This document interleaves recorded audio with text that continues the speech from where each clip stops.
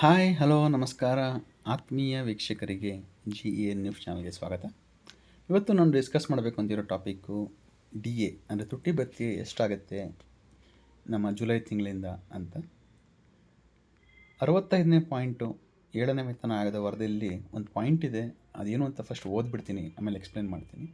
ದಿನಾಂಕ 1/1/2016ರಂದು ಜಾರಿಗೆ ತರಲಾದ ಪರಿಷ್ಕೃತ ಕೇಂದ್ರ ವೇತನ ರಚನೆಯಲ್ಲಿ ದಿನಾಂಕ 1/1/2016ರಂದು ಅನ್ವಯವಾಗುವ ತುಟ್ಟಿ ಭತ್ಯೆಯನ್ನು ಭಾರತ ಸರ್ಕಾರವು ತಟಸ್ಥಗೊಳಿಸಿತು ಎಂಬುದನ್ನು ಗಮನಿಸಬಹುದಾಗಿದೆ. ಆ ಕಾಲಘಟ್ಟದಲ್ಲಿ ಸೂಚ್ಯಂಕ ಹಂತವು 261.4 ಆಗಿತ್ತು.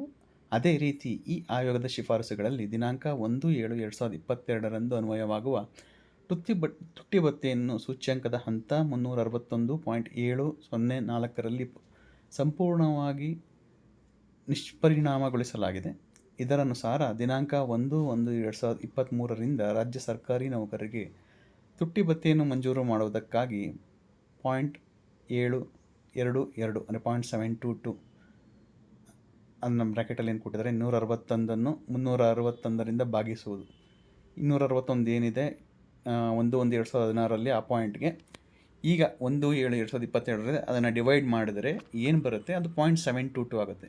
ಗುಣಾಕಾರ ಅಂಶ ಅನ್ವಯವಾಗುತ್ತದೆ. ಇದು 1:0.722 ಅನುಪಾತಕ್ಕೆ ಕಾರಣವಾಗುತ್ತದೆ. ಅಂದರೆ ಭಾರತ ಸರ್ಕಾರದಿಂದ ಮಂಜೂರಾಗುವ ಪ್ರತಿ 1% ತುಟ್ಟಿ ಭತ್ಯೆಗೆ ರಾಜ್ಯ ಸರ್ಕಾರಿ ನೌಕರರಿಗೆ ಮಂಜೂರಾಗುವ ತುಟ್ಟಿ ಭತ್ಯೆಯನ್ನು 0.722 ಆಗಿರುತ್ತದೆ. ಅಂದರೆ ಏನು ನಮಗೆ ಸೆಂಟ್ರಲ್ ಗೌರ್ಮೆಂಟಿಂದ 1% ಕೊಟ್ಟರೆ ಸ್ಟೇಟ್ ಗೌರ್ಮೆಂಟಲ್ಲಿ 0.722 ಈ ಅನುಪಾತದಲ್ಲಿ ಕೊಡ್ತಾರೆ ಅಂತ ಎಕ್ಸ್ಪ್ಲೇನ್ ಮಾಡಿದ್ದಾರೆ.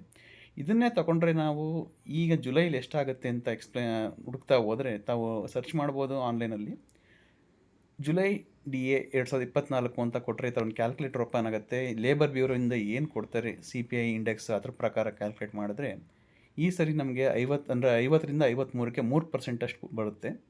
ಇಲ್ಲಿ ನೋಡಿ, ಡಿಸೆಂಬರ್ಲಿ 50.28 ಇತ್ತು, ಜೂನ್ಗೆ ಎಂಡ್ ಆಗೋದು 53.29 ಆಗುತ್ತೆ. ಅಂದರೆ 3% ಅಷ್ಟು ಸೆಂಟ್ರಲ್ ಗೌರ್ಮೆಂಟಿಂದ ಕೊಡ್ತಾರೆ. ಈ 3% ಸೆಂಟ್ರಲ್ ಗೌರ್ಮೆಂಟಿಂದ ಕೊಟ್ಟರೆ ನಮಗೆ ಎಷ್ಟು ಬರುತ್ತೆ, ಯಾವ ಥರ ಕ್ಯಾಲ್ಕುಲೇಟ್ ಆಗುತ್ತೆ ನೋಡೋಣ ಬನ್ನಿ. ಜುಲೈಲಿ ಅಂದರೆ ನಮ್ಮ ವೇತನ ಆಯೋಗ ರಚನೆ ಆಗಿದ್ದ ಕಾಲಘಟ್ಟ ಏನಿತ್ತು, ಅದೇ 1/7/2022ರಲ್ಲಿ 0% ತೊಗೋಬೇಕಾಗತ್ತೆ ನಾವು DA. ಜನವರಿಲಿ 4% ಕೊಡ್ತು ಸ್ಟೇಟ್ ಗೌರ್ಮೆಂಟು, ಅದನ್ನು ಕನ್ವರ್ಟ್ ಮಾಡಿದ್ರೆ 0.722ಗೆ 3% ಆಗುತ್ತೆ. ಅದೇ ಥರದಲ್ಲಿ 3.75% ಕೊಟ್ಟಿದ್ರು ಸ್ಟೇಟ್ ಗೌರ್ಮೆಂಟು, ಮತ್ತು 2.75 ಆಗುತ್ತದು. ಜನವರಿ 2024ರಲ್ಲಿ ಸ್ಟೇಟ್ ಗೌರ್ಮೆಂಟ್ ನಮಗೆ 3.75% ಕೊಟ್ಟಿತ್ತು, ಅದನ್ನು 0.722 ಕನ್ವರ್ಟ್ ಮಾಡಿದ್ರೆ 2.75 ಅಷ್ಟು ಬರುತ್ತೆ. ಒಟ್ಟು ಈಗ 8.5 ಆಗುತ್ತೆ. 3 + 2.75 + 2.75 8.5 ಆಗುತ್ತೆ. ಜುಲೈಲಿ 3% ಕೊಟ್ಟರೆ ಸೆಂಟ್ರಲ್ ಗೌರ್ಮೆಂಟು, ಅದನ್ನು ನಾವು 0.722 ಕನ್ವರ್ಟ್ ಮಾಡಿಕೊಂಡ್ರೆ 2% ಆಗುತ್ತೆ. ಟೋಟಲ್ಲಾಗಿ ನಮಗೆ ಬರುವಂಥದ್ದು ಈಗ ಆಲ್ರೆಡಿ 8.5% ಇದೆ. ಅದಕ್ಕೆ 2%ನ ಆ್ಯಡ್ ಮಾಡಿಕೊಂಡ್ರೆ ನಮಗೆ ಬರೋದು 10.5%. ಅಂದರೆ ಜುಲೈಯಿಂದ ನಮಗೆ ಅನ್ವಯ ಆಗುವಂಥ DA ಬಂದು 10.5%. ಇದೇ ಥರ ಮತ್ತೊಂದಷ್ಟು ವಿಷಯಗಳಿಗೆ ಮತ್ತೆ ಭೇಟಿಯಾಗೋಣ. ದಯವಿಟ್ಟು ವಿಡಿಯೋ ಲೈಕ್ ಮಾಡಿ, ಚಾನಲ್ ಸಬ್ಸ್ಕ್ರೈಬ್ ಮಾಡಿ.